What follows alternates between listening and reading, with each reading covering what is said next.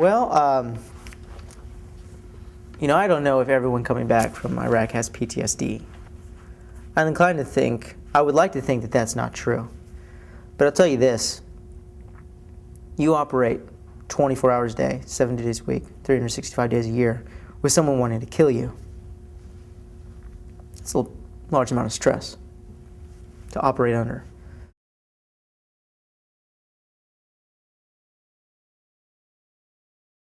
What I think what happens to a lot of veterans, or I tell you how I felt when I came back, was, I was used to operating, thinking, reacting on a very high level.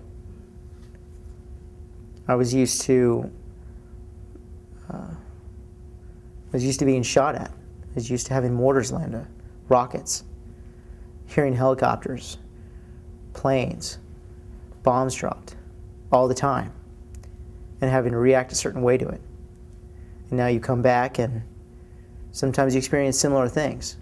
Maybe another helicopter or a plane or a loud shake, and your body reacts to it.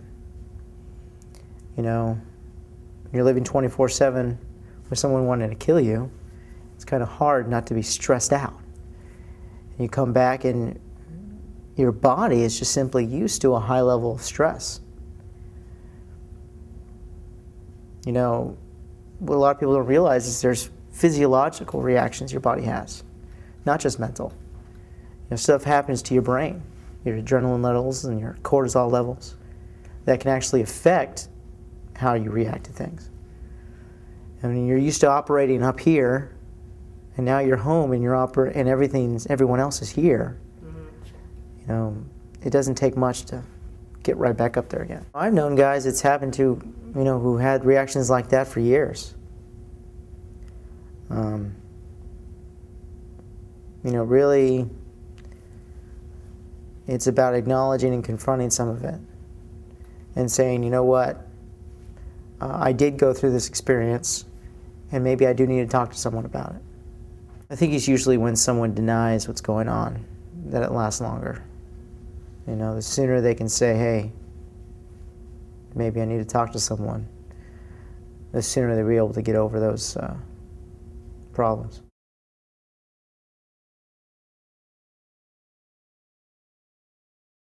One of the popular models for PTSD veterans is cognitive processing therapy. It's very manualized and shown to be pretty effective.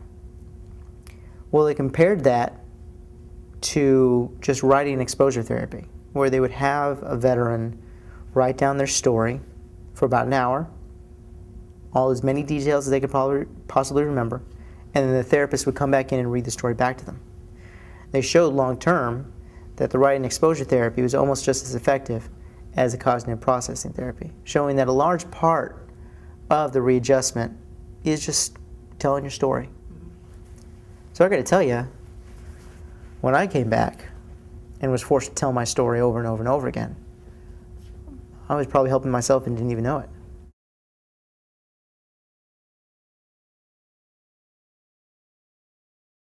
Right, I won some awards for this photography that I did.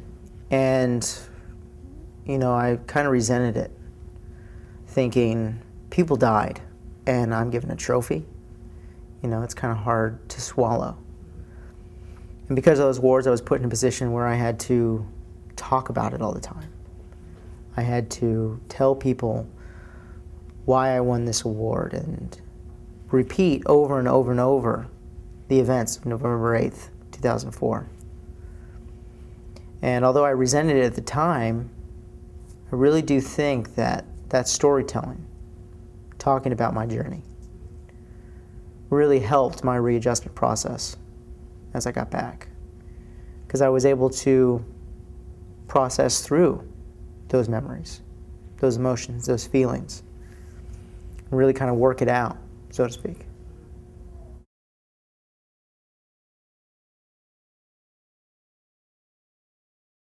Okay, after boot camp, people told me I had changed. But not until after Iraq had I really realized why I have changed. And And I think I realized how much I had changed simply because people expected me to talk a certain way, and I didn't. React a certain way, and I didn't. Laugh at certain jokes, and I didn't. And people would look at me with this confused look like, who is this person? And I could see that. I could sense that. I could feel that they were, my friends, my family were wondering, who is this guy? And even though I felt somewhat that at first that I was the same person. I felt that I was talking the same, but you come back different. And especially those closest to you can really tell. And so that was very difficult. You know, I lost some friends. Not necessarily because of a disagreement, just simply because we were different people.